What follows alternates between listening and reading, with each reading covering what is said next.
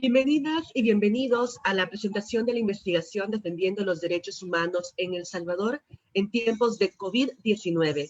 Mi nombre es Angélica Cárcamo y soy presidenta de la Asociación de Periodistas del Salvador, APES, y en esta mañana estaré acompañando en la moderación de la presentación de esta investigación que ha sido posible gracias a el apoyo de American Jewish World Service o AJWS por sus siglas en inglés, además de la cooperación sueca IM y the Fund for Global Human Rights, GHR por sus siglas en inglés. Esta investigación ha sido llevada a cabo gracias a la Fundación de Estudios para la Aplicación del Derecho FESPAD. Agradecemos también a quienes se han conectado a través de la plataforma de Zoom y a quienes nos están sintonizando a través de el Facebook Live. Para todos ustedes les recuerdo que está habilitado la caja de comentarios para que puedan hacer tanto sus preguntas o comentarios al final de cada una de las exposiciones que tendremos en esta mañana. Sin más por qué explicar, voy a iniciar rápidamente con la presentación de cada una y cada uno de los invitados. Damos la bienvenida a Saúl Baños, director de estudios para la publicación del derecho FESPAD, que nos acompaña ahora, el director ejecutivo de FESPAD. Saúl, buenos días, un gusto.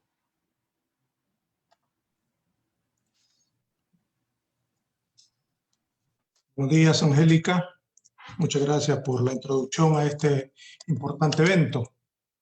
Un saludo de parte de la Fundación de Estudios para la Aplicación del Derecho FESPAD. Sean todos y todas cordialmente bienvenidas a este evento, que es un evento como lo que ya FESPAD viene acostumbrando a realizar en el marco de esta pandemia. Esta nueva normalidad nos ha invitado, nos ha obligado a hacer este tipo de foros de manera virtual y también atender la problemática de la COVID y los derechos humanos. Pues esta mañana estamos presentando un estudio titulado Defendiendo Derechos Humanos en El Salvador en tiempos de COVID-19. Y como bien lo ha planteado Angélica, este esfuerzo es posible gracias a AJWS. También nos apoya el Fondo Global para los Derechos Humanos y también la organización sueca IM. Tres organizaciones sumamente comprometidas con la defensa de los derechos humanos en la región latinoamericana, por supuesto en El Salvador. También quiero expresar mi agradecimiento y reconocimiento al equipo investigador de este estudio que estamos presentando esta mañana. Loida Robles, quien es la directora de Fortalecimiento Institucional, Transparencia y Anticorrupción de FESPAD, Blanche Orellana, que es también abogada de FESPAD, Herbert Serafín, un joven abogado de FESPAD, quien en conjunto han hecho esta investigación. Por supuesto, también agradecemos a quienes han sido fuentes de información para desarrollar este trabajo. Y también un merecido reconocimiento, agradecimiento al panel de lujo que tenemos esta mañana. Pues mujeres valientes, defensoras de derechos humanos. Está Montserrat Peniche, ella es encargada de la Relatoría de Personas Defensoras de Derechos Humanos de la Comisión Interamericana de Derechos Humanos. Me es grato presentarla, una mujer altamente sensible con los derechos humanos mundiales, pero particularmente de la región americana. También está con nosotros Anabela Cibrián. Ella es una reconocidísima defensora de derechos humanos a nivel mundial, a nivel latinoamericano y en particular en la región centroamericana. Anabela ahora ocupa el cargo de directora regional de Mesoamérica de Protección Internacional. Por supuesto, un saludo a quien ya saludé, quien hizo las palabras introductorias, nuestra amiga Angélica Cárcamo, presidenta de la Asociación de Periodistas de El Salvador, APES, una organización muy activa en la defensa de los derechos humanos en el país, pero en particular de los derechos de libre expresión, libertad de prensa y de los derechos de los y las periodistas.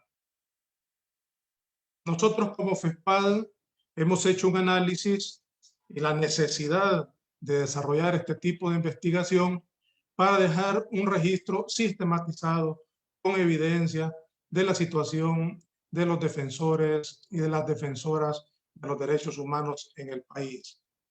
Hay que recordar que el 16 de enero de 1992, cuando se firmaron los acuerdos de paz, luego de 12 años de conflicto armado, se abrió la puerta a la necesidad y exigencia del conocimiento y, por ende, del respeto y defensa de los derechos humanos. Desde entonces, para acá, hasta la actualidad, la sociedad civil organizada hemos activado una lucha constante por la defensa y protección de los derechos humanos y de la institucionalidad democrática que les debería de proteger y guardar. El derecho internacional de los derechos humanos ha avanzado en cuanto a la protección de defensores y defensoras de derechos humanos. Sin embargo, el Estado salvadoreño se ha quedado rezagado, se ha negado a generar condiciones legales e institucionales para su protección. Aun cuando en el país se han dado sendos registros de casos de persecución, de amenazas, de intimidación, de criminalización y peor aún, de asesinatos de defensores y defensoras de derechos humanos. Ninguno de los gobiernos anteriores ha tenido la voluntad de promover la aprobación de una ley de protección a defensores y defensoras de derechos humanos. Esto a pesar de que las organizaciones de derechos humanos hemos presentado iniciativas como los lineamientos para la formulación de una política pública para la protección de los defensores de derechos humanos. Como FESPAD facilitamos ese proceso, hicimos consultas en todas las zonas del país, en todos los departamentos del país, y presentamos ese documento al gobierno anterior y no ha tenido resultados. También en 2018 presentamos una propuesta de ley a la Asamblea Legislativa para la protección de personas defensoras y defensores de derechos humanos. Nada menos ayer, representantes de la Mesa por el Derecho a Defender Derechos, sostuvimos una reunión con diputados y diputadas de la Comisión de Justicia y Derechos Humanos de la Asamblea Legislativa. Nuestra intención era conocer el estado actual de la ley de protección a personas defensoras y defensoras de derechos humanos. Lamentablemente, la respuesta que recibimos es que no ha habido avance de la discusión de esa propuesta de ley en esa comisión. Mientras tanto, esto ocurre, la situación de las personas defensoras de derechos humanos en El Salvador se ha agravado. Desde junio de 2019 hay en el país una regresión en materia de derechos humanos de manera general. Y en ese escenario, las personas y personas defensoras de derechos humanos hemos recibido un incremento, una regresividad en el tema de la protección a nuestros derechos. Esto indudablemente nos ha traído mayor riesgo. Si bien en los gobiernos anteriores tampoco hubo protección legal e institucional, como ya me he referido, los ataques a defensores y defensoras de derechos humanos venían de otras entidades como la empresa privada, el sistema corporativo nacional e internacional, entre otros. Pero ahora, decía, desde junio 2019, persiste, subsiste, subyace esa desprotección, esa omisión del gobierno, al no haber ley, al no haber institucionalidad de protección a los derechos humanos. Y también subsisten los ataques de esos sectores que ya he mencionado, aquellos sectores que tienen interés en las industrias extractivas, en las construcciones en donde el gobierno muestra cierta flexibilidad y se permite ese tipo de construcciones, entre otros casos. Pero hay un elemento que no lo tenían los gobiernos anteriores, y es que hoy, más allá de la desprotección que existe ante la ausencia de una ley, ante la ausencia de una política pública de defensores y defensoras de derechos humanos, ante la ausencia de institucionalidad estatal para la protección de los derechos humanos, los ataques ahora vienen de parte del Estado, de parte de instituciones estatales, de parte de funcionarios estatales. Y eso ha agravado mucho la situación acá en el país. Ante esa desprotección, ante esa grave situación, algunos defensores, defensoras de derechos humanos han tenido que recurrir a instancias internacionales de protección a los derechos humanos. Tal es el caso de el otorgamiento de medidas cautelares otorgadas por la Comisión Interamericana de Derechos Humanos a más de 30 periodistas del periódico digital El Faro. Un hecho reciente que deja en entredicho al Estado salvadoreño en cuanto a la desprotección de defensores y defensoras de derechos humanos.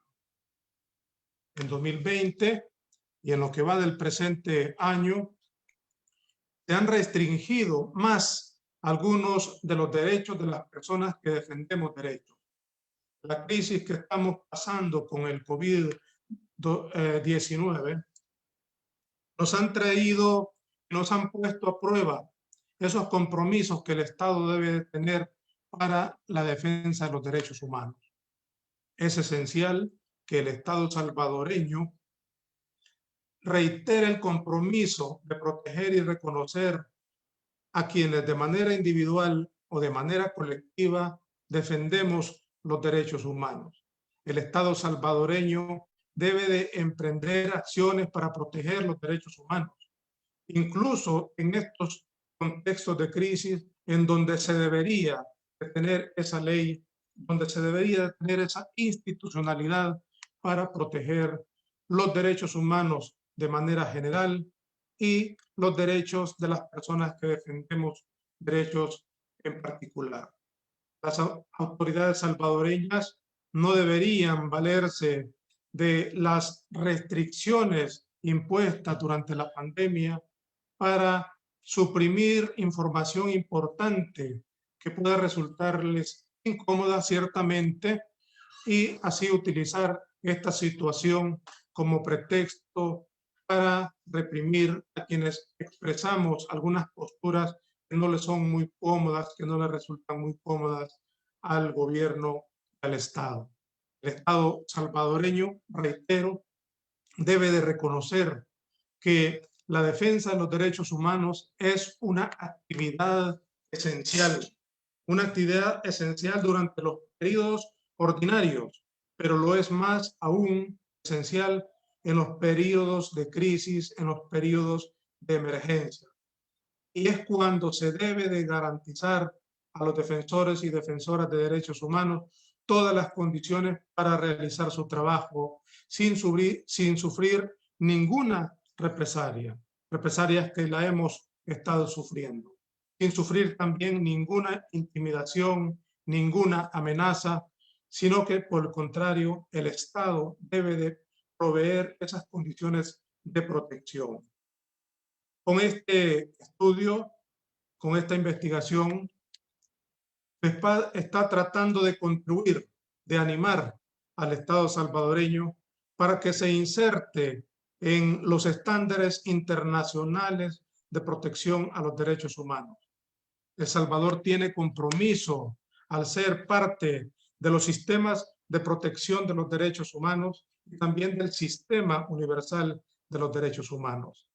Actualmente El Salvador está quedando en mal predicado en la orquesta de países, en los sistemas de protección de derechos humanos.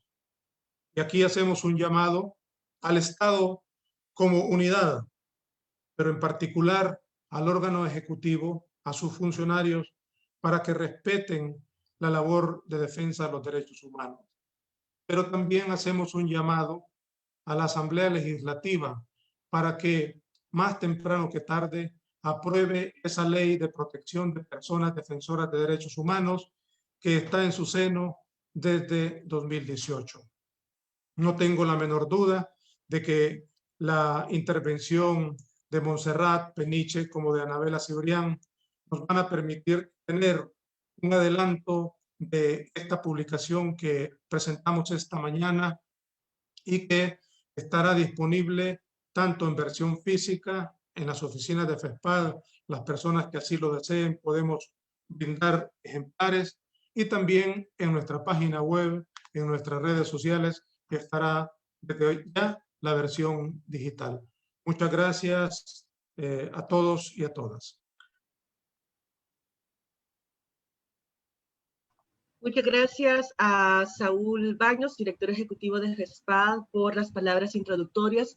Sin duda, el año 2020 significó para El Salvador un retroceso significativo y preocupante en cuanto a la vulneración de derechos humanos, derechos tan básicos como el derecho de acceso a la información, el derecho a la libre circulación, por ejemplo, fueron tan vulnerados durante el año anterior. Y también empezó y aumentó todo este clima de estigmatización a las personas defensoras de derechos humanos. Y justamente para hablar sobre esos retrocesos que se han sistematizado a través de FESPAD, es que a continuación le daremos paso a la presentación de la investigación a cargo de Loida Robles.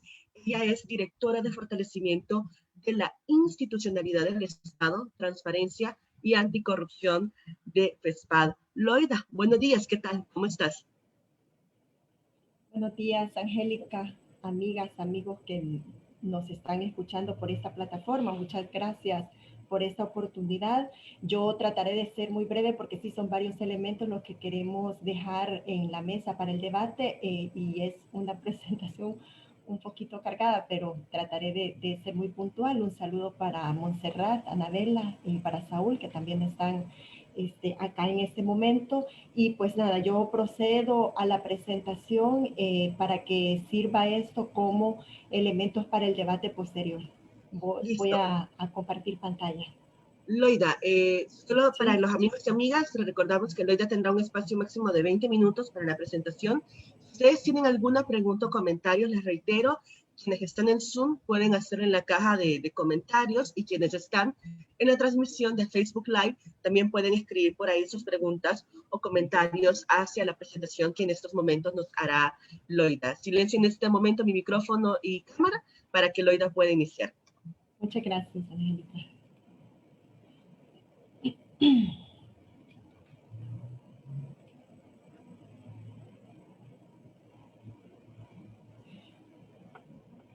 Bueno,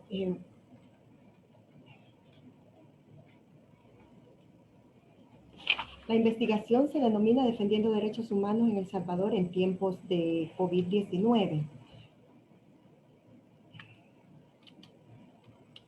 Permítanme que no me avanza página, permítanme.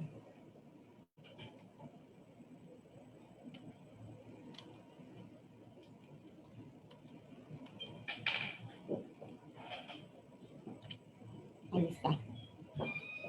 Tiene como objetivo general analizar el ambiente para la defensa de derechos humanos en El Salvador y la dinámica del mismo durante el contexto de la pandemia por COVID-19. Es decir, nosotros vamos a abordar acá en esta investigación lo que tiene que ver con la labor de defensa de derechos humanos en ese contexto de emergencia. No es que haya pasado la problemática de pandemia por COVID-19, pero la investigación se enmarca en el contexto del periodo que el país tuvo de emergencia por COVID-19. Se recogió una metodología como parte de esta investigación con un enfoque de perspectiva realista de la vulnerabilidad, en donde se ha enfatizado principalmente las amenazas físicas y riesgos objetivos de las personas defensoras de derechos humanos, utilizándose el método cualitativo que nos ha permitido una descripción y un análisis a profundidad de forma explicativa y exploratoria. Como decía, la delimitación temporal de la investigación se ubica entre los meses de enero y septiembre. En ese periodo, en El Salvador se abarca lo que comprendió la cuarentena obligatoria y también lo que comprendió la emergencia decretada por la pandemia por COVID-19. Los participantes de la investigación son representantes de organizaciones de sociedad civil, especialistas en derechos humanos, funcionariado público. Y el muestreo fue de tipo intencional y se utilizó un método opinático que consiste en una selección con un criterio estratégico intencionado. Las técnicas que se utilizaron son principalmente de gabinete, estudio de gabinete que comprendió el análisis de redes sociales, seguimiento periodístico, revisión de doctrina nacional e internacional, sentencias y también la técnica de entrevistas. La investigación se da en el contexto de emergencia y manejo de la crisis que se tuvo en el país, en donde vimos primero que habían serias limitaciones en el sistema de salud, en la asistencia económica a las familias y en el funcionamiento institucional del Estado. Se dio en un periodo en el cual ya se estaban dando problemas entre los órganos de Estado, principalmente entre el órgano ejecutivo y órgano legislativo, y posteriormente, cuando viene la crisis por COVID-19, esa problemática que ya se venía teniendo se enfatiza y se endurece mucho más. El primer caso de COVID-19 en El Salvador se conoce el 18 de marzo del año 2020.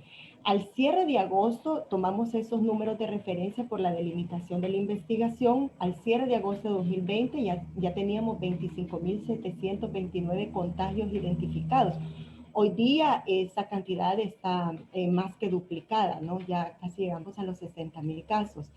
El 11 de marzo de 2020 hubo suspensión de actividades laborales y educativas, seguidas por una serie de decretos legislativos, pero además decretos ejecutivos, referidos a la medida de cuarentena, a estados de emergencia, pero también a estados de excepción que se tuvieron en el país. Se reactiva oficialmente la actividad económica el 20 de agosto. Esto obliga a los centros laborales y a todas las instancias que retoman su labor a adoptar protocolos sanitarios para evitar contagios. En principio, el manejo de la crisis parte con un respaldo de la Asamblea Legislativa. Las primeras acciones que adopta el órgano ejecutivo, la Asamblea Legislativa le da su respaldo, pero en el plano institucional habían tensiones en el proceso de formación de ley ya entre los tres órganos del Estado, al punto que algunas disposiciones para el manejo de la crisis se aplicaron aún cuando existían conflictos entre estos mismos decretos. Como decía inicialmente, ya habían tensiones entre órgano ejecutivo, órgano legislativo, pero posteriormente también interviene la Corte Suprema de Justicia y se vive una situación de crisis por pandemia en el país, por COVID-19, en un escenario de crisis en la institucionalidad del Estado que se enfatiza mucho más. El 16 de abril, la Sala de lo Constitucional de la Corte Suprema resuelve que el órgano ejecutivo se estaba excediendo en las facultades otorgadas por la Asamblea Legislativa, pues comenzaba a arrestar a personas por no acatar la cuarentena obligatoria que había establecido el mismo órgano ejecutivo, y esa situación de arresto pues queda en la discrecionalidad de los agentes de la Policía Nacional Civil y miembros de las Fuerzas Armadas que trabajaban de forma conjunta. El órgano ejecutivo continúa sin acatar las limitaciones establecidas por la Asamblea Legislativa y confirmadas por el Tribunal Constitucional. Es más, en ese momento lanza una campaña de ataques verbales en contra de legisladores, pero también en contra de magistrados de la Corte Suprema de Justicia. Ya al cierre de la cuarentena, el órgano ejecutivo había ya emitido sus propios decretos de emergencia que habían sido declarados inconstitucionales y que fueron declarados de forma inmediata por la Sala de lo Constitucional de la Corte Suprema de Justicia, y a la vez se había vetado los decretos sobre la misma materia que había emitido la Asamblea Legislativa, es decir, que el país entra en un escenario en el que se aplicaban medidas pero sin marcos legales. El 11 de marzo, que se suspenden actividades laborales y educativas, ya el órgano ejecutivo había implementado unas primeras medidas de prohibición de la entrada y salida de personas por cualquier vía al territorio nacional. A esto le denominó en un documento directrices relacionadas con la atención de la emergencia sanitaria, es decir, que ninguna persona nacional que estuviera fuera del país podía ingresar al país. Se veta la posibilidad de que entren como fundamento con estas directrices. También a iniciativa del presidente de la República, en apoyo con ministros, se solicita a la Asamblea Legislativa la aprobación de 2 marcos normativos que son los que le dan el sustento a las acciones que se impulsaron por parte del órgano ejecutivo y que posteriormente la Sala de lo Constitucional decreta que son inconstitucionales.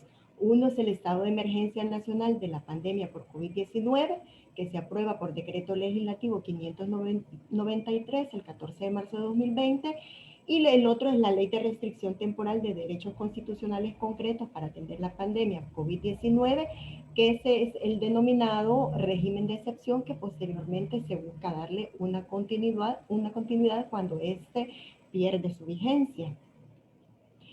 En todo ese contexto, la labor de defensa de derechos humanos pues se seguía realizando por parte de las y los defensores en el país. Cientos de personas son detenidas en los centros de contención, a los cuales así se les denominó a estas instancias, en donde la policía en conjunto con las Fuerzas Armadas llevaban a la gente por incumplimiento de estos decretos que se mencionan previamente, y que la gente salía, por ejemplo, en búsqueda de alimentación o porque necesitaba desplazarse por A o B motivo, por motivo de trabajo, de subsistencia. La gente era detenida, no se le hacían pruebas, eran ingresados a centro de contención. Hay cientos de personas en estos espacios. Estas personas acuden a la jurisdicción constitucional para velar por su liberación, o también buscan el apoyo de organizaciones de sociedad civil o de abogadas y abogados para buscar la liberación de terceros. Bueno, FESPADE estuvo en una labor fuerte en ese periodo de elaborar procesos de inconstitucionalidad. También se elaboraron muchos habeas corpus de cara a la protección de la población que estaba siendo detenida por sospecha de tener COVID-19, pero no se les practicaba ningún examen, ninguna prueba que evidentemente diera fe que eran portadores del virus. En esa lógica, la Sala de lo Constitucional de la Corte Suprema de Justicia ha dado a conocer esta tabla que se presenta en pantalla, en donde se evidencia la cantidad de procesos que en ese corto periodo estuvo atendiendo la sala: habeas corpus 194, amparos 36 e inconstitucionalidades 20 que se elaboraron en ese periodo.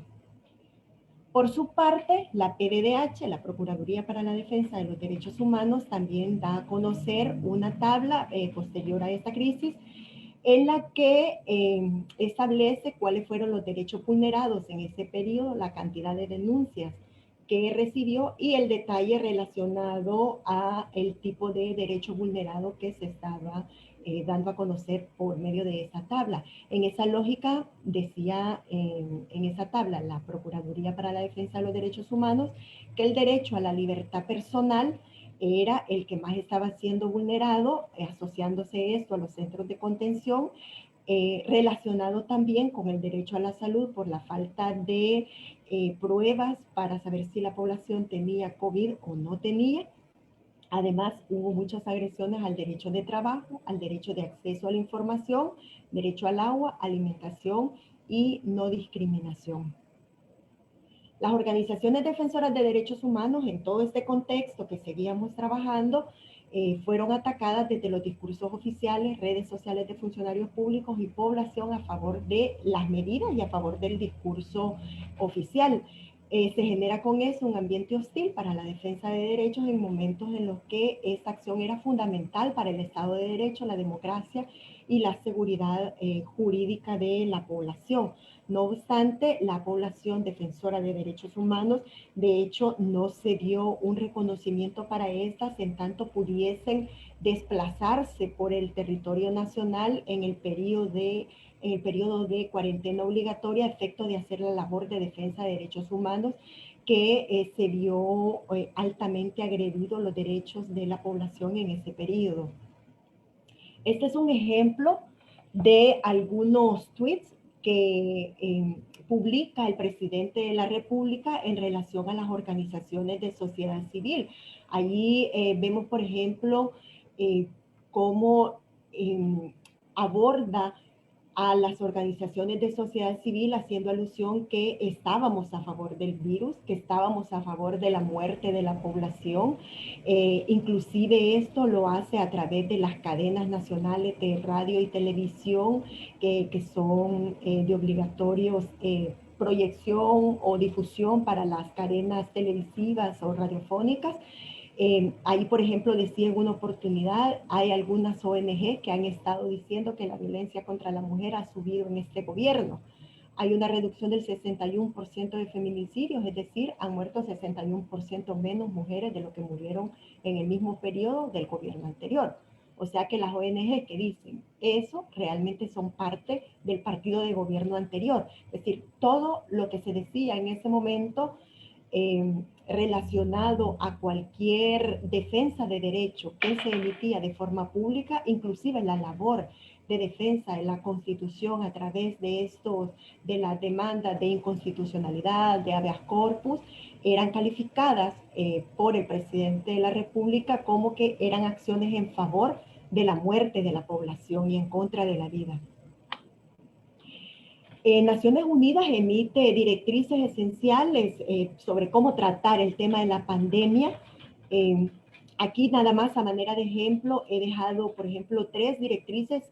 Naciones Unidas emite muchas más, pero a manera de ejemplo, cualquier respuesta a emergencia al coronavirus debe ser proporcionada, necesaria y no discriminatoria. Dice, por ejemplo, una de las directrices de Naciones Unidas, versus qué es lo que estaba pasando en el estado de El Salvador. Aquí se ha puesto el encabezado de noticias de periódicos, por ejemplo, Cívicos, que es una instancia, no es un periódico, es una instancia de monitoreo internacional. Por ejemplo, decía, medidas desproporcionadas para frenar la COVID-19 repercuten sobre las libertades fundamentales. Eso en contraposición de lo que la directriz de Naciones Unidas le estaba diciendo a los estados y por ende al Estado salvadoreño, que debía de seguir para gestionar el tema de la pandemia sin violentar los derechos humanos de la población. Otra directriz, el derecho a la vida, la prohibición de la tortura y los malos tratos y el derecho a no ser detenido arbitrariamente, siguen vigentes en todas circunstancias. Veíamos previamente cómo la gente era detenida y era llevada a los centros de contención de una forma muy arbitraria. En la práctica salvadoreña, por ejemplo, esa noticia, El Salvador, abusos policiales en la respuesta a la COVID-19, detenciones arbitrarias, condiciones riesgosas en detención y cuarentena. En esa lógica, muchas de las directrices, la investigación recoge las directrices que emite Naciones Unidas sobre cómo deben los estados gestionar la pandemia sin violentar derechos humanos de la población, versus cómo realmente el Estado de El Salvador estaba gestionando la situación de pandemia. FESPAD se dio a la tarea de hacer el registro de violaciones a derechos de personas defensoras de derechos humanos en El Salvador durante la emergencia. Esto lo hizo de una forma puntual a través del monitoreo de redes de comunicación social predominadas por Facebook y Twitter. También monitoreamos los discursos presidenciales que se daban en cadena nacional, que fueron muy seguidos y muy prolongados. Se hizo monitoreo periodístico. Se hizo también el registro de ataques a defensores en el ejercicio legítimo de su labor de defensa. Este registro realmente no muestra la vulneración del ámbito de defensa, es decir, no muestra la vulneración del derecho, sino que muestra la vulneración hacia la persona defensora de ese derecho. Eso es lo que hemos tratado de reflejar en este registro puntual que nosotros presentamos en esta investigación, en el que después de todo este monitoreo que realizamos, logramos ubicar un universo de 72 casos en su totalidad en el periodo de enero a septiembre de 2020. En esa lógica establecimos 7 ámbitos de defensa que íbamos a registrar.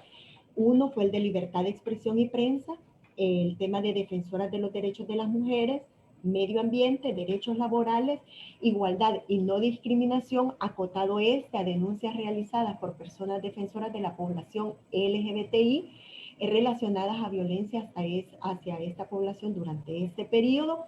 Y el otro ámbito, el de democracia y Estado de Derecho, relacionado a ataques a las organizaciones de sociedad civil por defender la institucionalidad del Estado, la división de poderes y el Estado constitucional de derecho. Además, el ámbito de memoria histórica, que fue otro que se vio reflejado, que fue agredido durante este periodo registrado. En esa lógica, el gráfico 1 muestra los ámbitos de defensa en los que se desempeñan los defensores y defensoras de derechos humanos de los casos registrados. Vimos que el de libertad de expresión y de prensa era el que más se reflejó con un 47.22%, seguido por el de democracia y Estado de Derecho, que estaba acotado a la defensa, a la institucionalidad del Estado, a la división de poderes, es decir, cuando un defensor, una defensora, una organización de derechos sociales emitía una opinión pública, un pronunciamiento en razón de la defensa de la Constitución y por esta acción era agredido por la defensa que estaba realizando en ese momento. Vemos entonces que el 23.61% está relacionado a la defensa de democracia y Estado de Derecho, seguido por las defensoras de derechos de las mujeres feministas que fueron agredidas en este periodo. El gráfico 2 nos permite ver el involucramiento que hubo de esos casos que vimos previamente según el perfil del agresor a derechos de personas defensoras de derechos humanos. Vemos, aquí se ha hecho una división por funcionarios y empleados públicos, usuarios de redes sociales y particulares, partiendo de la idea que entre usuarios de redes sociales y particulares, el particular no es una persona, no es un agresor que pudo ser identificado, sino que acá se registran casos, por ejemplo, de violaciones a las instalaciones de organizaciones de sociedad civil, que no se supo quién era el agresor, pero que se suscitaron esos hechos. En el caso de los usuarios de redes sociales, se identifican a personas con algún nivel de influencia política, económica, social en el país.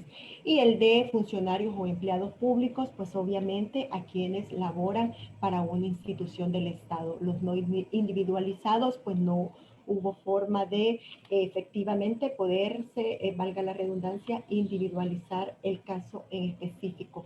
Vemos aquí como el 72.22% estuvieron involucrados funcionarios o empleados públicos, lo cual es bastante preocupante porque el Estado debe ser y es el principal garante de los derechos de la población. De esa proporción, de ese 72.22% de involucramiento de funcionarios o empleados públicos, quisimos conocer la instancia a la que pertenecía ese funcionario o ese empleado público involucrado en agresiones a personas defensoras de derechos humanos. Vemos acá, lamentablemente, que el 64.70% proviene de Casa Presidencial, seguido de Policía Nacional Civil y Fuerzas Armadas. En este caso estaríamos nosotros haciendo un análisis de un dato sumado, las Fuerzas Armadas y Policía Nacional Civil, porque en el país, pues como todas y todos conocemos, se tienen grupos de vigilancia, de tareas de seguridad pública en el que se involucran grupos conjuntos, Policía Nacional Civil y Fuerzas Armadas. Y además que en el periodo de crisis por pandemia que tuvimos en el país, pues la labor se estuvo realizando de forma también conjunta, Fuerzas Armadas, Policía Nacional Civil. Entonces estarían estas dos instancias del Estado como la segunda en el involucramiento del funcionario o el empleado público que agredió a personas defensoras de derechos humanos. Y por último, instituciones oficiales autónomas. Luego quisimos acotar mucho más. De ese 64.70%, ¿quién era la persona que estuvo involucrada? Ahí lo que logramos identificar era que de esa proporción, el 69.70% fueron agresiones directas del presidente, provenientes del presidente de la República, y un 27.27% fueron agresiones que provenían del secretario de prensa de la Presidencia de la República.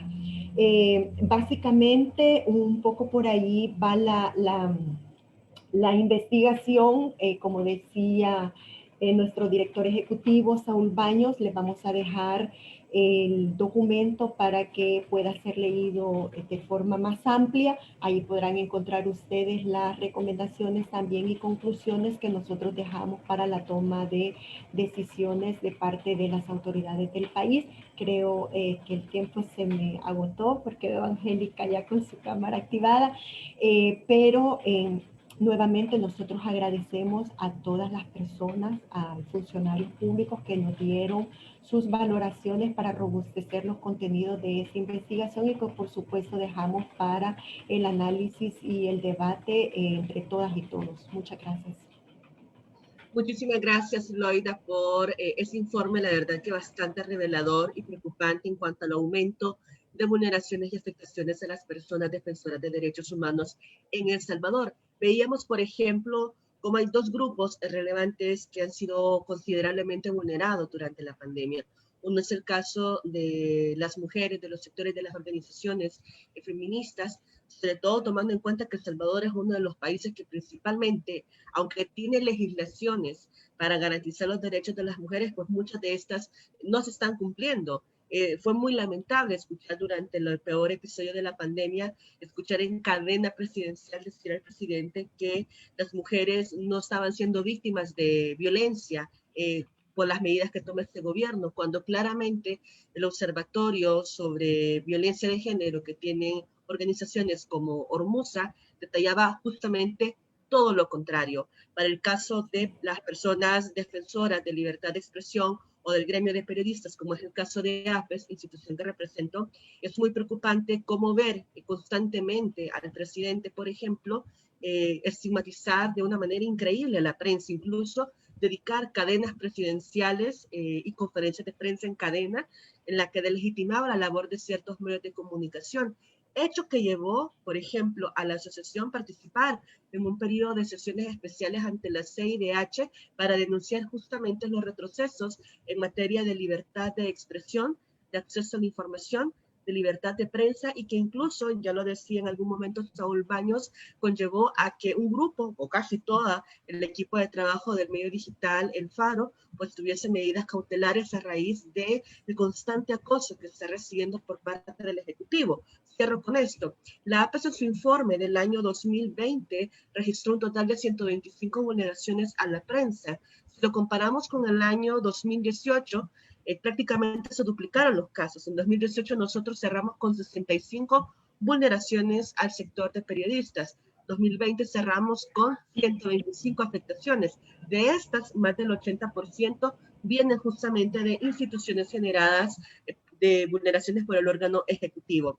Pero bueno, justamente para hablar más en detalle y escuchar comentarios justamente de esta investigación que ha sido muy relevante para que también pueda ser retomada por otras instancias, sobre todo internacionales, le vamos a dar paso en este momento a Montserrat Peniche. Montserrat Peniche es encargada de la Relatoría de Personas Defensoras de la Comisión Interamericana de Derechos Humanos. Quiero darle los buenos días, la bienvenida a Montserrat por dedicar el tiempo para estar con nosotras y nosotros acá en este diálogo virtual. Y le recordamos a los amigos y amigas que también están en sintonía por Facebook y por Zoom, que también pueden dejar sus comentarios en la cajita que tenemos en cada una de estas sesiones. Montserrat, un gusto escucharla, saludarla y adelante con sus comentarios. Muchas gracias. Bueno, muy buenos días. Antes que nada, quisiera agradecer a la Fundación de Estudios para la Aplicación del Derecho por la invitación a participar en este evento. El resultado producto de su investigación reflejada en el informe Defendiendo los Derechos Humanos en El Salvador en tiempos de COVID-19 resulta de gran interés para la Comisión Interamericana y es un valioso insumo para nuestras labores de monitoreo, en especial para la Relatoría de Personas Defensoras de Derechos Humanos.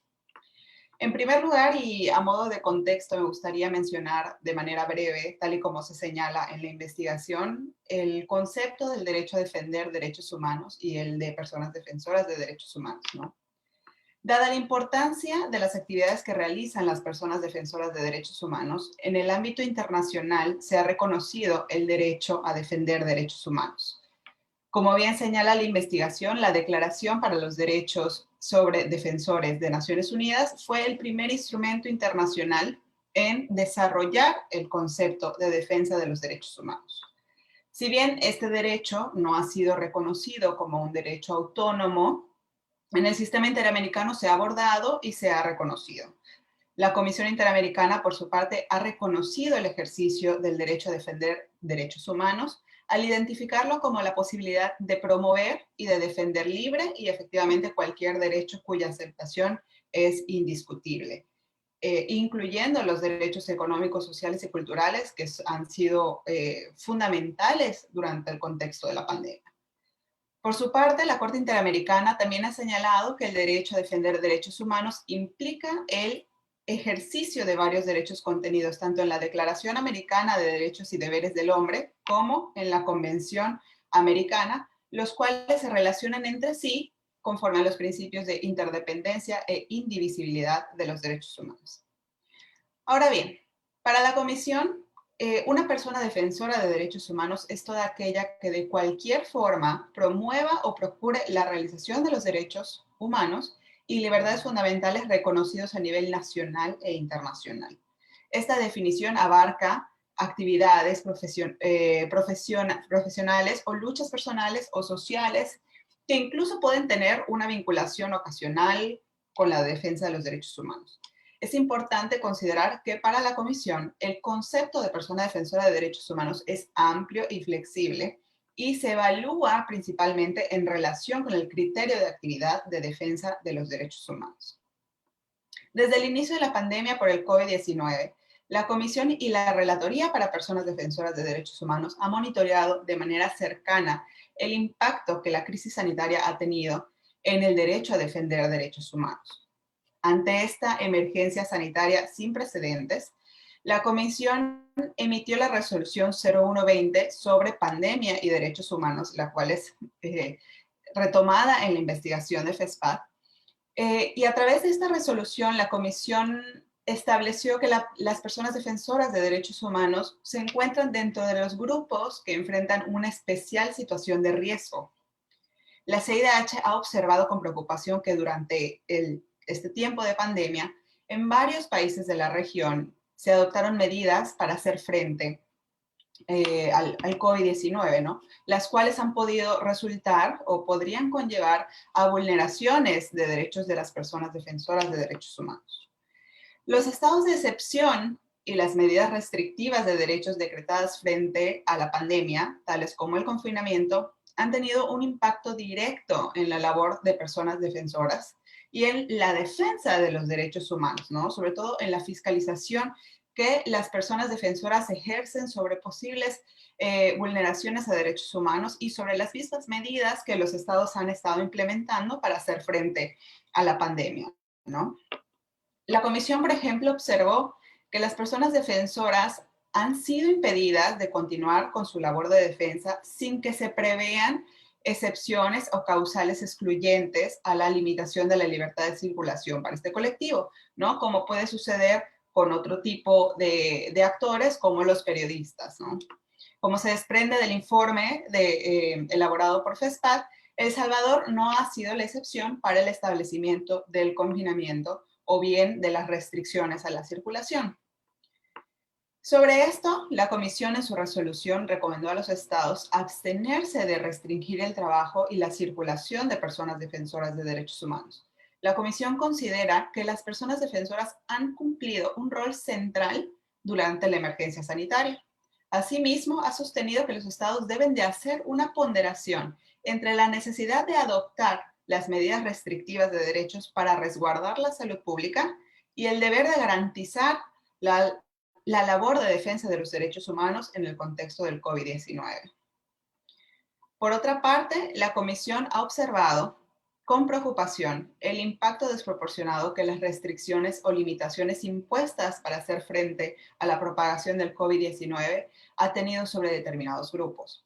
La Comisión destacó que los estados deben aplicar perspectivas interseccionales, prestando especial atención a las necesidades y al impacto diferenciado que las medidas impuestas puedan tener sobre grupos de derechos humanos que han sido históricamente excluidos, ¿no? En especial tales como las mujeres defensoras, líderes sociales, indígenas, afrodescendientes y defensores LGBTI.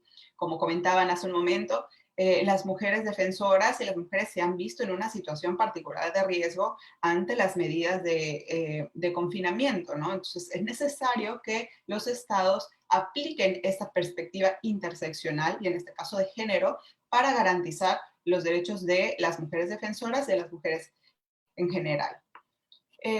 Ante esta situación y por lo mismo que la Comisión ha considerado que las personas defensoras constituyen un grupo que se encuentra en particular situación de vulnerabilidad, la Comisión emitió un comunicado de prensa específico, que es el 101/2020, en el cual hizo un llamado a los estados para implementar los protocolos que permitan que las personas defensoras puedan realizar su labor a la vez que se observen las medidas sanitarias correspondientes. Toda vez esto lo hace la Comisión por considerar este rol central durante la emergencia sanitaria que realizan las personas defensoras a través de la información y el monitoreo de las acciones del Estado. La Comisión también determinó que los estados deben de abstenerse de perseguir o de detener a las personas defensoras de derechos humanos por la vigilancia que realizan respecto a la actuación ante la pandemia y frente a las eventuales vulneraciones a los derechos fundamentales.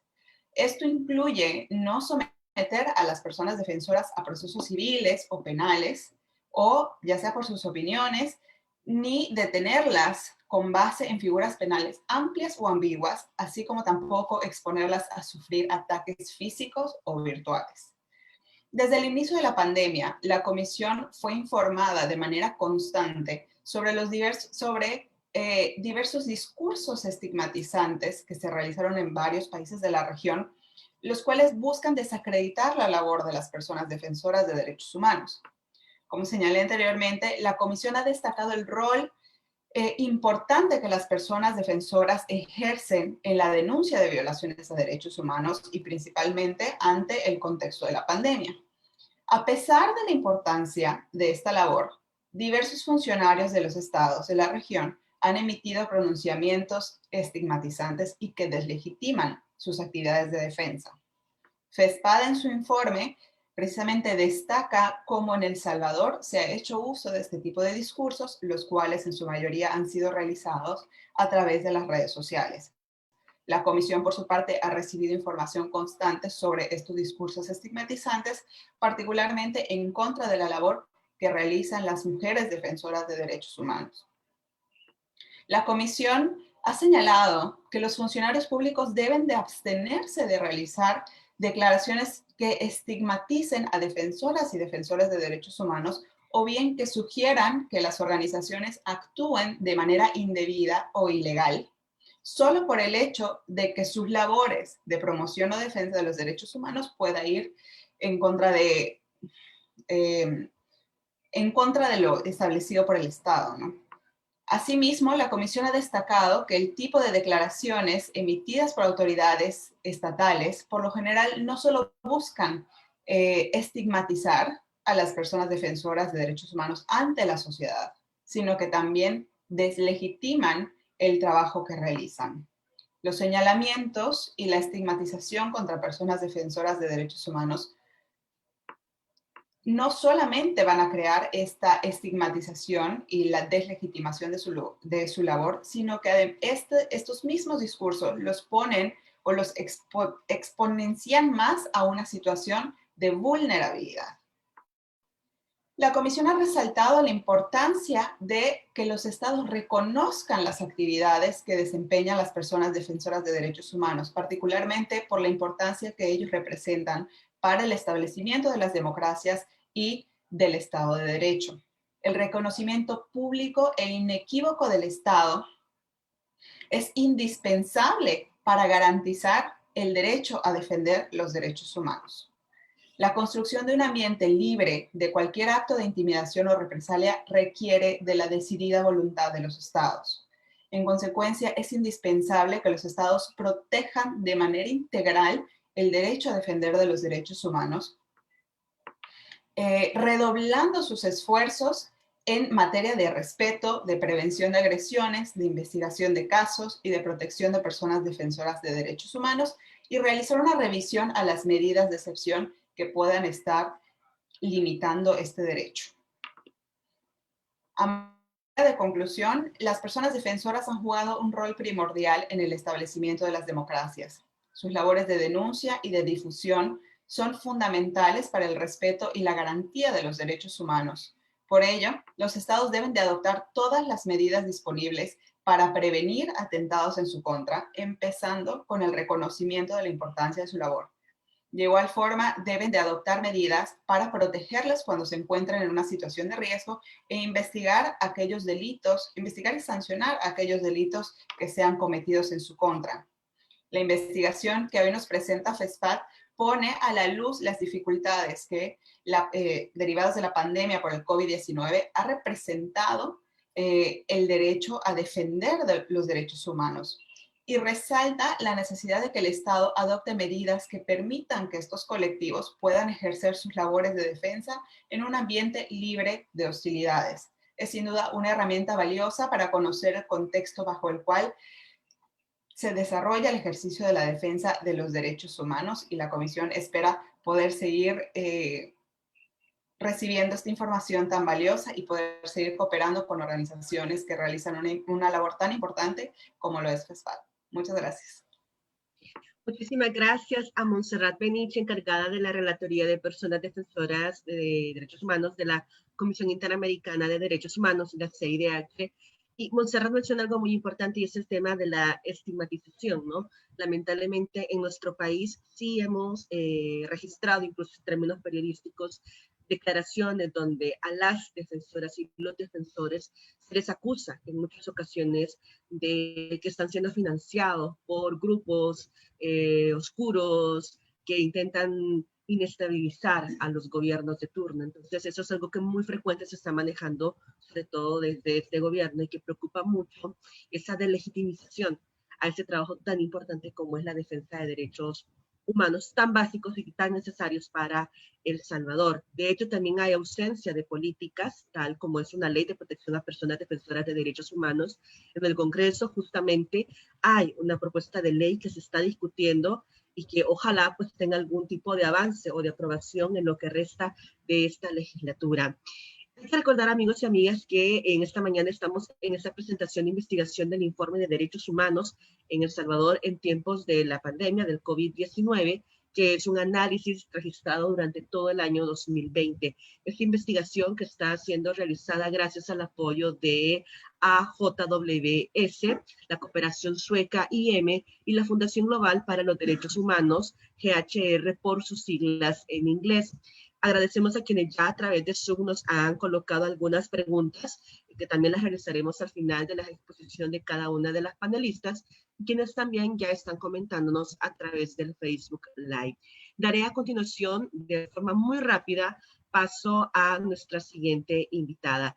Ella es Anabella Cibrián, ella es directora regional de Protección Internacional de Mesoamérica, a quien agradecemos también por dedicar la mañana para estar con nosotras y con nosotros en este espacio. Anabella, mucho gusto que esté con nosotras y nosotros, y coméntenos acerca de qué le ha parecido esta investigación realizada por FESPAD. Muchísimas gracias, Angélica, y muchas gracias a FESPAD por invitarme a participar en esta conversación sobre el informe. Ha sido muy interesante la lectura, preocupante, lamentablemente. Y quisiera empezar comentando que la lucha por los derechos humanos es realmente una conquista colectiva, y esta conquista colectiva se ha cristalizado, como ustedes bien plantean en el informe, en documentos, en declaraciones, en sentencias de tribunales nacionales e internacionales, y muchas formas de reconocimiento como estas han conllevado acuerdos e incluso resoluciones que los estados, como el Estado salvadoreño, se han comprometido a cumplir, pero que aún así, lamentablemente, están muy lejos de llevarse a la práctica. Por otra parte, no podemos olvidar que los derechos humanos son también una forma de revalorizar la identidad de los pueblos. Es impresionante escuchar los hallazgos de este informe cuando hace 3 años apenas, en 2018, se cumplieron 70 años de la aprobación por la Asamblea General de las Naciones Unidas de la Declaración Universal de Derechos Humanos y 20 años de la Declaración sobre Defensores de los Derechos Humanos. Este tipo de situaciones ya no deberían tener lugar, sobre todo cuando diversas medidas se han venido promoviendo e implementando en todo el mundo para hacer estas declaraciones una realidad. Y aunque los estados son los primeros obligados ante los ciudadanos, quisiera también plantear que hay un papel coadyuvante, complementario e ineludible de la comunidad internacional. Y por esa razón, expresar preocupación por la situación de las personas defensoras de los derechos humanos y apoyar su protección desde los actores internacionales, tanto estatales como no estatales, no es una intromisión, es un deber. Lo cierto es que durante las últimas décadas la defensa de los derechos humanos se ha convertido en una actividad peligrosa. La criminalización de los defensores y defensoras, las amenazas, la judicialización con leyes, con estados de excepción, el acoso, los asesinatos se han convertido en una práctica frecuente. América Latina es el lugar donde más se mata a personas que defienden los derechos humanos. Las estadísticas hablan de números de personas asesinadas, pero los impactos se extienden mucho más allá y se reflejan en nuevas formas de terror y de control del ejercicio de derechos y libertades fundamentales como los que estamos observando en estos tiempos, donde las nuevas tecnologías también se utilizan contra quienes defienden derechos. En la mayor parte de los casos, estas violaciones se ven tejidas de nuevo por la impunidad que dio origen a la necesidad de defender los derechos. Y ahora la denuncia de las agresiones, la denuncia de las violaciones se ha convertido en ese segundo nivel de lucha, que es la defensa de quienes están defendiendo.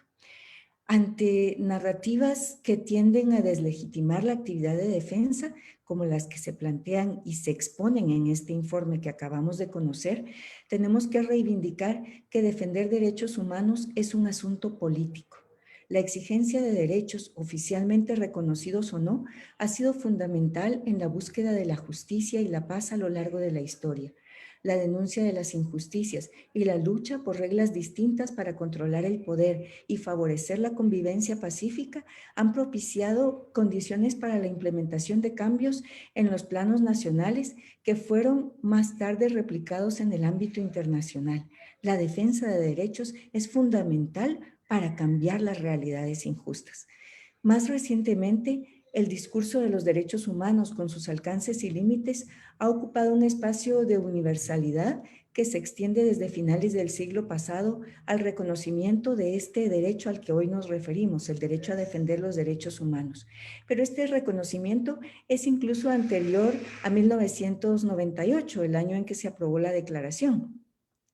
Ya algunos de las personas que ahora están escuchando recordarán que en el acta final de Helsinki de la Conferencia sobre Seguridad y Cooperación en Europa, que se realizó entre 1973 y 1975, los estados participantes reafirmaron el objetivo de promover mejores relaciones entre ellos y de lograr condiciones en las que sus pueblos pudieran vivir en una paz auténtica y duradera. Y ahí reconocieron el valor universal de los derechos humanos y de las libertades fundamentales como factores esenciales de la paz, la justicia y el bienestar. Y confirmaron el derecho de las personas a conocer y a poner en práctica sus derechos. Entonces no estamos hablando de algo nuevo. En diversas sentencias, la Corte Interamericana ha destacado la importante labor de quienes defienden los derechos humanos y la importancia y la necesidad de su protección. En una de ellas se señala que el respeto por los derechos humanos en un Estado democrático depende en gran parte de las garantías efectivas y adecuadas de que gocen los defensores de los derechos humanos para desplegar libremente sus actividades. Y en otra, aclara que para que las medidas sean adecuadas deben ser idóneas para enfrentar la situación de riesgo en que se encuentra la persona y para ser efectivas deben ser capaces de producir los resultados para los que han sido concebidas.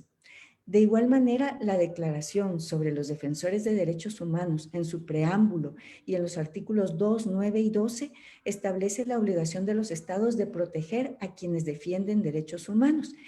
Y la declaración tiene un asunto muy importante que no quisiera dejar de mencionar, y es que no se refiere solo a personas individuales, sino a colectivos. Habla del derecho a defender individual o colectivamente los derechos humanos y deja claro que la protección incluye las obligaciones de prevenir, de investigar y de sancionar. De acuerdo con la declaración, los estados no deben solo respetar, sino también garantizar el derecho a defender derechos humanos y proteger nacional e internacionalmente a quienes ejercen este derecho. Y más recientemente, y también con el ánimo de no extenderme demasiado, pero quisiera recordar que en marzo de 2017, el Comité de Derechos Económicos, Sociales y Culturales de la ONU también emitió una declaración titulada Defensores de los Derechos Humanos y Derechos Económicos, Sociales y Culturales. Durante la pandemia de COVID-19, muchos derechos económicos, sociales y culturales se estuvieron defendiendo. Y en esta declaración se reconoce que las personas o grupos que defienden estos derechos son esenciales para detectar violaciones de los derechos humanos y para señalar a la atención de las autoridades las consecuencias de sus acciones o de sus omisiones en relación con el disfrute de los derechos humanos y de los derechos incluidos en este pacto. Sin embargo, y tal vez por lo mismo, a menudo estas personas están expuestas a riesgos y amenazas como consecuencia de su labor.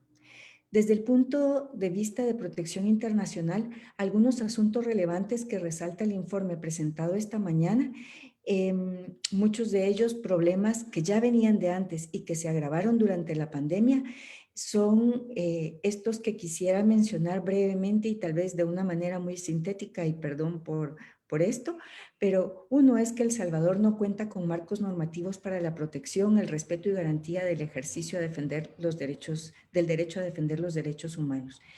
Y esto se ha identificado como una urgencia en el informe. Asimismo, la necesidad de sensibilizar a la población sobre el papel importante para la sociedad que tienen las personas y colectivos que defienden los derechos humanos. Y nos dejan claro que esta sensibilización debe partir desde el nivel más alto del Estado. Los funcionarios y las instituciones tienen que hacer un reconocimiento y manifestar respaldo público de la importancia de la defensa de los derechos humanos.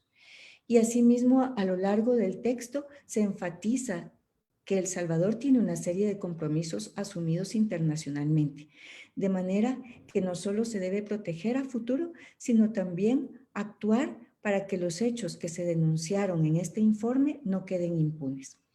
En los últimos años hablamos cada vez más no solo de la protección de quienes defienden los derechos humanos, sino de propiciar un ambiente seguro y habilitante para ejercer el derecho a defender los derechos humanos.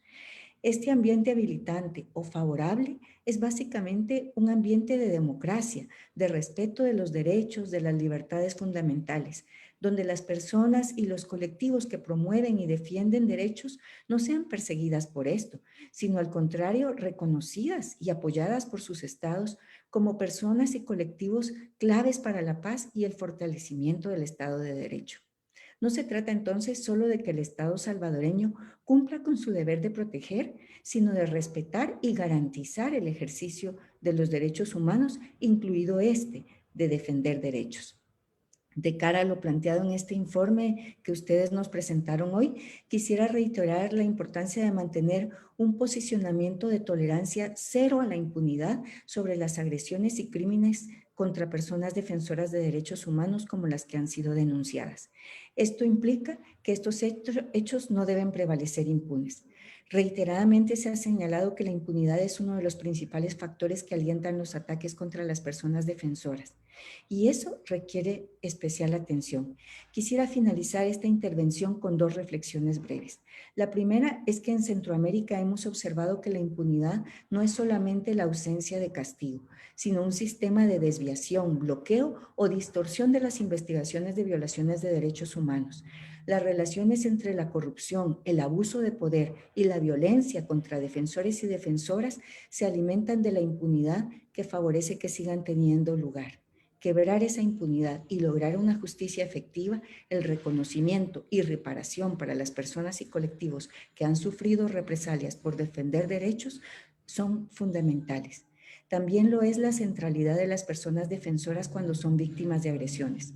Urge generar espacios propicios con enfoque de diversidad de género y cultural, escucharles y contar con recursos para apoyar acciones de justicia, asistencia psicosocial y cuidado diferenciado e impulsado desde las propias comunidades o colectivos afectados en sus códigos, en sus idiomas propios y considerando sus diferentes culturas. Muchas gracias. Muchísimas gracias a Ana Bella Cibrián, ella es directora regional de Protección Internacional de Mesoamérica, por estas recomendaciones y estos análisis que son muy importantes para reconocer la labor de las personas defensoras de derechos humanos en El Salvador, que es una labor muy complicada hoy por hoy en la actual coyuntura en la que nos encontramos. Voy a dar rápidamente, en honor al tiempo, paso a las preguntas y comentarios que tenemos por parte de nuestras invitadas e invitados a través de la sesión de Zoom y de Facebook. Les voy a hacer los comentarios generales para que luego a lo mejor cada una de las panelistas pues pueda retroalimentar desde cada uno de sus aportes y de lo que corresponde. Por acá nos saluda Débora Montserrat, nos saluda, al igual que Mario Sorto, señala que excelente temática. Roger Ábrego nos menciona que la violación de los derechos humanos de las personas adultas mayores también deben ser visibilizadas en ese sentido. Por acá nos pregunta también Rodrigo Flores, en el caso de las cuentas de Twitter que han bloqueado a personas de sociedad civil y a quienes no están de acuerdo en sus publicaciones, ¿hay alguna forma de obligarles o pedirles que desbloqueen? En el caso, hay cuentas oficiales del gobierno actual y partidos políticos, así como ministros o representantes de ellos. La pregunta de Roger tiene que ver a que hay un constante bloqueo en redes sociales, sobre todo Twitter, de funcionarios de gobiernos y de cuentas institucionales del Ejecutivo que bloquean tanto a ciudadanos y periodistas por cuestionar o hacer consultas sobre el trabajo que estas instituciones realizan. Esa es una de las preguntas que de repente quizás nos pueda apoyar tanto Loida o Montserrat. La siguiente pregunta es de Débora Díaz y dice, la población LGBTIQ fue una de las más afectadas en esta cuarentena, ya que hubo violaciones a los derechos humanos y discriminación. Luego nos comenta Herbert Serafín, ¿hay algo que se pueda hacer desde las instancias internacionales como la CIDH para que en El Salvador haya una ley para defensores y defensoras de derechos humanos? Es una de las preguntas que nos hacen por acá. Luego nos comenta Elsie Noemi Torres lo siguiente. Las personas defensoras de derechos humanos como labor promueven los derechos, haciendo señalamientos y denuncias públicas acerca de claras violaciones, pero actualmente, como respuesta el gobierno actual se desliga de cualquier responsabilidad como Estado y externaliza las culpas, creando una imagen negativa a su conveniencia de quienes le hacen esos señalamientos, siendo necesario un marco normativo que garantice la defensa de derechos, comenta por acá. Voy a dejar de momento este espacio para que se puedan responder alguna de estas preguntas. Voy a iniciar con Loira, posteriormente le daré paso a Montserrat y por último a Anabela. Sí, bueno, muchas gracias por las preguntas que nos han dejado planteadas acá en el chat. Yo quisiera referirme a la que hacen en relación a si hay alguna forma de obligar a los funcionarios a que desbloqueen a las usuarias y usuarios, entre ellos, bien decía Angélica, hay periodistas, hay defensoras y defensores de derechos humanos que están siendo bloqueados por mostrarse disidentes al discurso oficial. Bueno, decir que legalmente no hay una forma que nosotros pudiésemos decir vamos a aplicar este marco legal que nos permita exigir el desbloqueo de esa plataforma, que el funcionario o la funcionaria me bloqueó mi cuenta y ya no puedo darle seguimiento. Lastimosamente no hay regulaciones internas relativas al uso de redes sociales, por ejemplo. No se cuenta con un marco legal relacionado a esa materia, pero además hay que recordar que la plataforma pues tiene sus propias políticas, es una plataforma privada, las y los funcionarios hacen uso de ellas en no con una plataforma, por ejemplo, si fuese una página web institucional, lleva un elemento distinto que aunque no hayan regulaciones para que regulen todo el uso de esta revolución informática, pero sí es una plataforma pública. Pero en este caso, aunque aparezca, por ejemplo, ahí el logo de la Presidencia de la República, Corte Suprema de Justicia, de alguna institución del Estado, pues realmente no es una plataforma pública, es una plataforma privada. Entonces, por hoy habría que adecuar quizás nuestra legislación a la revolución informática que tenemos, buscando una manera efectiva, porque esta problemática la vemos también en determinados momentos cuando se hace uso de redes sociales, de plataformas informáticas para hacer desprestigio a la población, para hacer desacreditación, cuando hemos tenido antecedentes de una persona, por ejemplo, que denunció a otra persona por ataques que se estaba sufriendo en esa plataforma, pero el fundamento no es en sí algo que regule la red social. No sé si me explico. Entonces, por ese lado, difícilmente podríamos hacer como una obligación, más bien quizás una presión social a efecto de que su labor se debe al pueblo, las y los funcionarios se deben al pueblo que les elige, ya sea de forma directa o de forma indirecta, pues están ahí para realizar una función pública. Una presión social sí efectivamente se pudiese hacer en determinados momentos. Muchísimas gracias, Loida. Tengo levantada la mano de Saúl. Me comenta Saúl si quiere aportar. Para acá. Gracias, Angélica. Quizás para complementar un poco lo que ha compartido Loida sobre la pregunta que hacía la persona que dijo que qué hacer ante los bloqueos. Recordar también que hay una resolución de la Sala Constitucional a una demanda de amparo que presentó un ciudadano porque un funcionario público lo había bloqueado de su cuenta de Twitter. Y este ciudadano alega de que se le estaba violentando su derecho a información.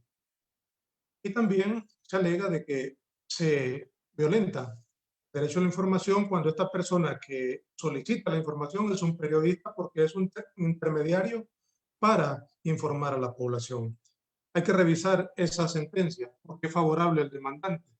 Y eso establece un antecedente jurídico, jurisprudencia, que puede ser utilizado perfectamente por todas las personas que han sido bloqueadas de sus cuentas de Twitter por parte de distintos funcionarios, desde el presidente hasta algunos ministros.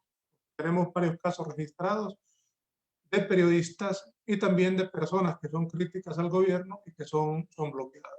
Eso sí, debe de mediar también una demanda. La Sala Constitucional no va a resolver de oficio. El ciudadano, la ciudadana, tiene que interponer una demanda, pero existe ese antecedente y que es sumamente positivo. Podemos nosotros proporcionar más adelante la referencia y el texto también de esa resolución de la Sala Constitucional. Y por el otro lado, también cuando hay utilización no solo de funcionarios públicos, sino también de particulares, de redes sociales para denigrar a personas, cualquiera que sea, siempre y cuando tenga una existencia real esa persona y características de identificación, se puede iniciar procesos penales. Hay en el Código Penal algunos tipos penales, delitos contra el honor, se puede iniciar el proceso, pero también hay que intermediar, interponer al menos un aviso a la Fiscalía General de la República. E igualmente también existen otras leyes acá. Está la Ley de Delitos Informáticos, que es la Fiscalía General de la República quien la tiene que activar. Y también está la Ley de Daño Moral, que está ahí y que no se utiliza. Los ciudadanos tienen esas herramientas. Sabemos que existe temor, pero bueno, están ahí esas herramientas. Y por último, también mencionar que hay un antecedente reciente, el que ha utilizado la señora Berta María de León en contra del señor Walter Araujo, en el marco de la Ley Especial Integral para una Vida Libre de Violencia contra la Mujer, para las mujeres. está ahí ese antecedente y creo que se puede replicar también cuando una persona considere que se le están violentando sus derechos o que se está ejerciendo violencia o cualquier tipo de violencia por redes sociales. Muy bien, muchísimas gracias, Saúl y Loida, por responder ante esta inquietud de qué hacer ante los bloqueos por medio de cuentas institucionales en las redes sociales. Hay otra pregunta que me gustaría que la pudiesen responder tanto Ana Bella como Montserrat, y es la siguiente. ¿Hay algo que se pueda hacer desde las instancias internacionales como la CIDH para que en El Salvador haya una ley de defensores y defensoras de derechos humanos? Esa es una de las preguntas que nos hacían por acá para ambas panelistas. ¿Qué se puede hacer puntualmente en la CIDH, pero también qué pueden hacer otras instancias a nivel internacional para promover este tipo de legislaciones? Muchas gracias, Angélica. Sí, bueno, desde la CIDH realizamos diversas labores de monitoreo y de cooperación técnica con los estados, ¿no? Que pudieran promover la implementación de una ley para la protección de personas defensoras de derechos humanos, ¿no? La Comisión, a través de sus diferentes informes, sus informes anuales, ha recomendado de manera sistemática a los estados emitir leyes que promuevan la protección de personas defensoras de derechos humanos, ¿no? De hecho, hay varios países de la región, que incluye, por ejemplo, Honduras, que incluye Colombia, que incluye México, que ya cuentan con una ley para la protección de personas defensoras de derechos humanos. Entonces, creo que sí es un elemento muy importante, una herramienta fundamental que los estados deben de promover. Y desde la CIDH se hace como este tipo de recomendaciones. A final de cuentas siempre va a depender de la voluntad de los estados, ¿no? Pero la comisión siempre va a tener esa disposición y va a tratar de brindar esa asistencia técnica a los estados que así se lo soliciten, ¿no? La comisión anteriormente ha brindado asistencia técnica a Colombia, por ejemplo, en materia de investigación de delitos contra personas defensoras de derechos humanos. Actualmente estamos con el mecanismo de seguimiento, que es el MESAD en Honduras, que tiene un enfoque muy importante en personas defensoras de derechos humanos, que incluye precisamente el análisis de una ley de protección de personas defensoras. Entonces, la comisión tiene las herramientas, pero a final de cuentas siempre va a depender de esta voluntad, ¿no? Y de la invitación del Estado de que la comisión proporcione esta asistencia técnica.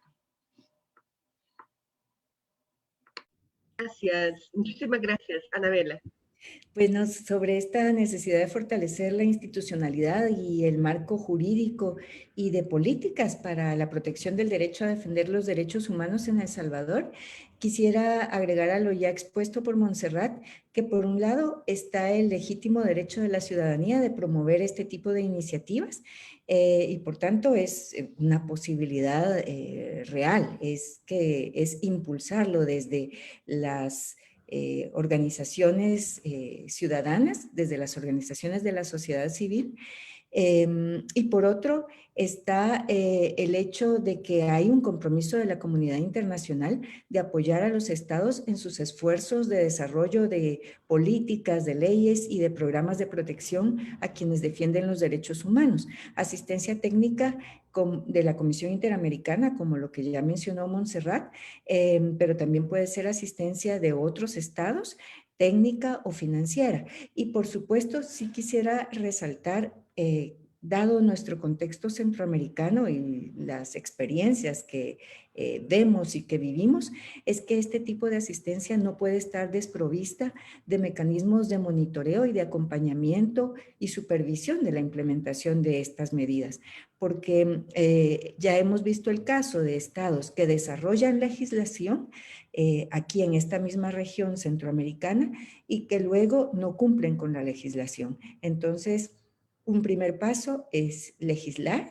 pero no nos quedemos conformes con este. Tenemos que pensar que son procesos de largo aliento. Gracias. Muchas gracias, Ana Bella. Tengo otro bloque de preguntas, la verdad que hay bastante dinámica en esta mañana y voy a lanzarlas puntualmente. Siempre regresando con el tema internacional.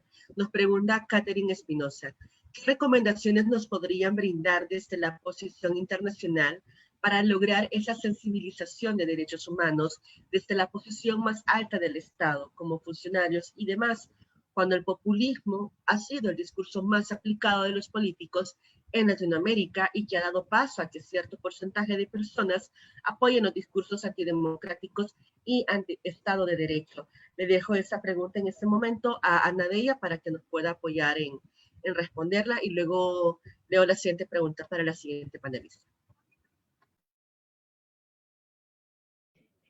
Sí, perdón, Angélica, vas a tener que repetirme la pregunta si no es mucho molestar.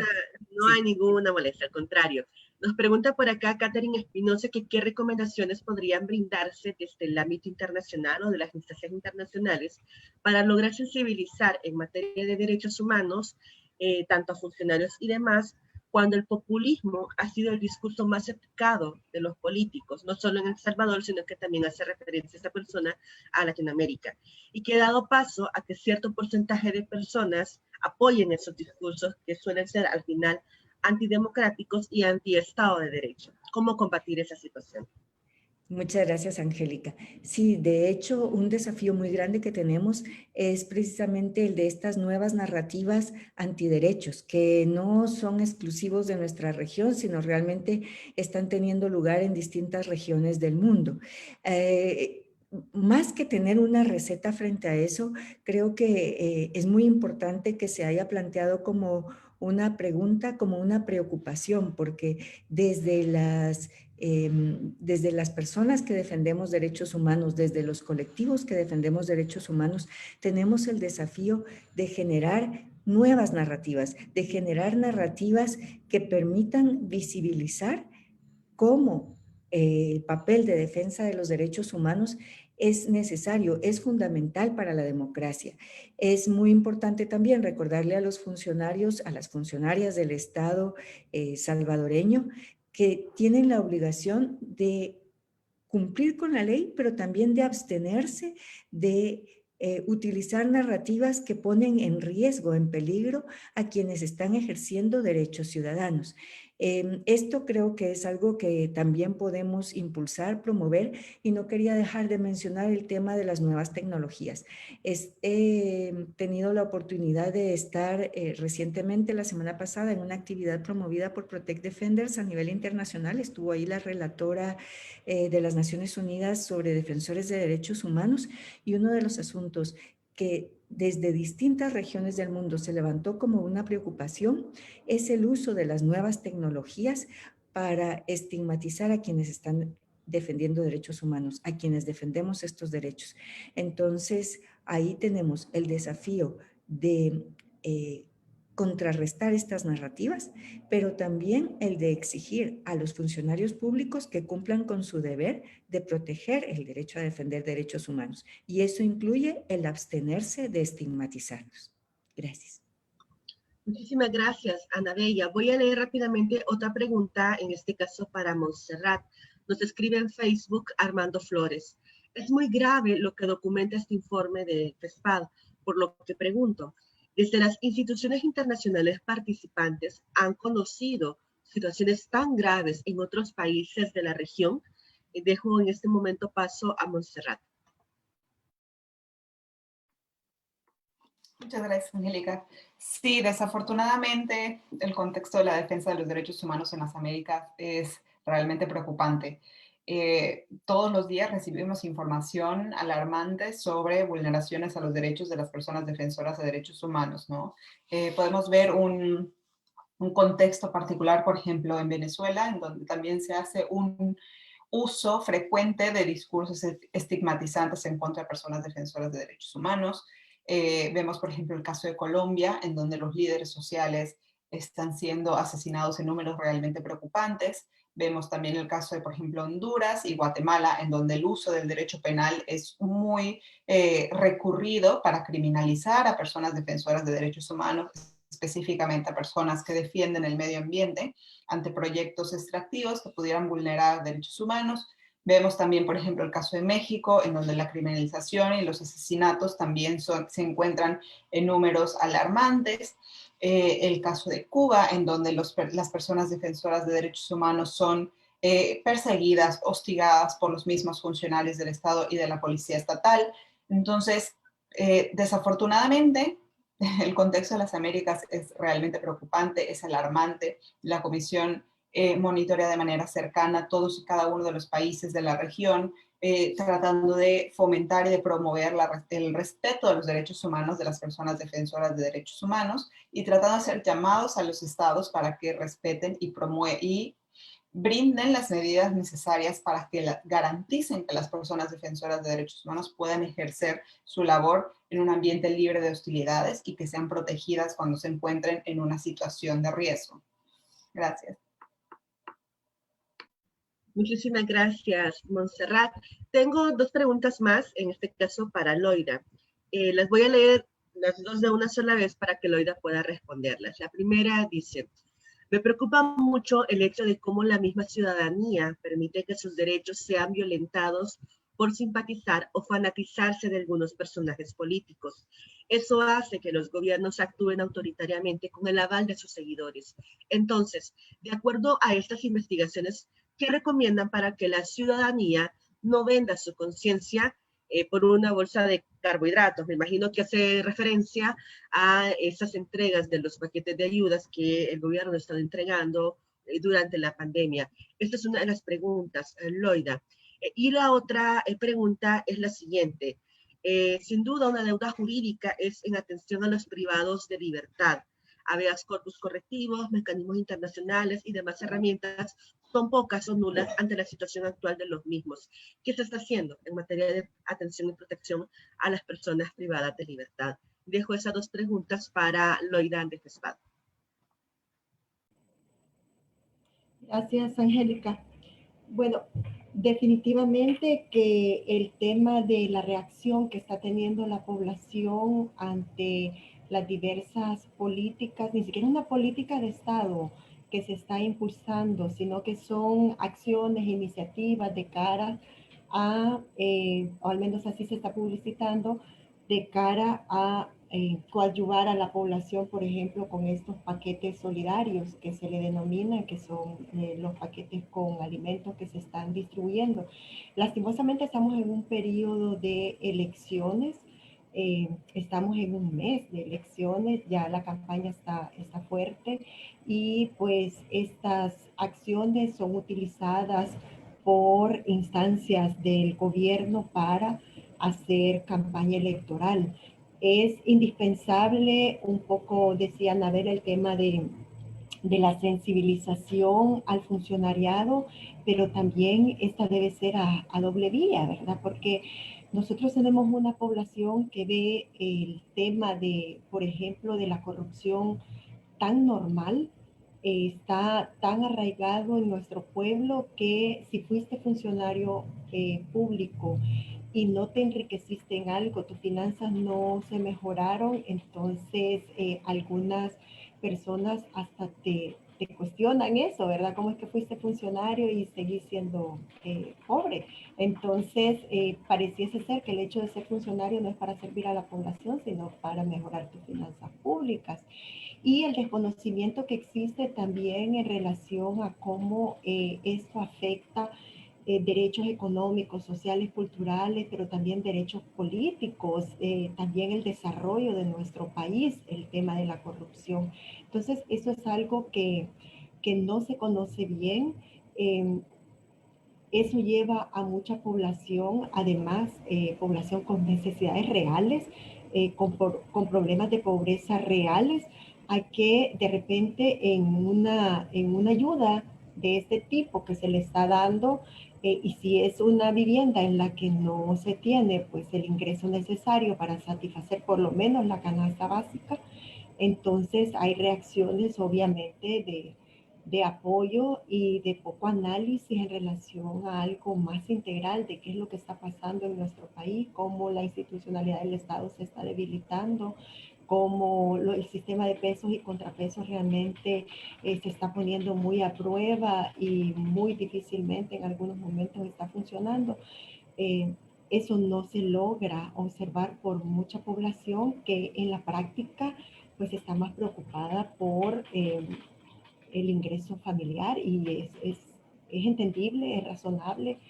Entonces, ¿cómo realmente se están utilizando estas iniciativas para favorecer, para inclusive coadyuvar en este momento de periodo electoral que tenemos a que se oriente la población a emitir en determinado momento el voto por X o Y partido político? Entonces eso es una realidad, la realidad de nuestra pobreza en el país es una realidad en algunos sectores más sentidos que otros.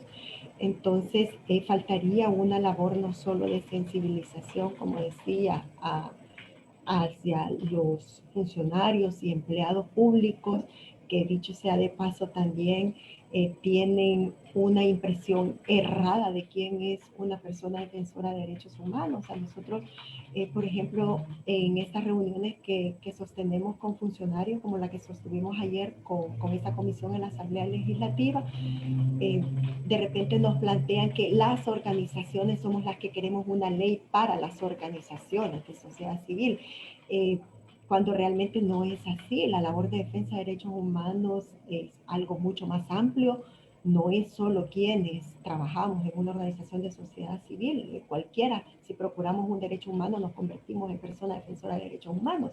En esa lógica es una ley que protege la labor, no la función que yo tengo dentro de una organización, no mi persona, porque soy empleada de una organización de sociedad civil o la organización como tal. Entonces hay una necesidad de fortalecer en el tema de sensibilización a doble vía, definitivamente.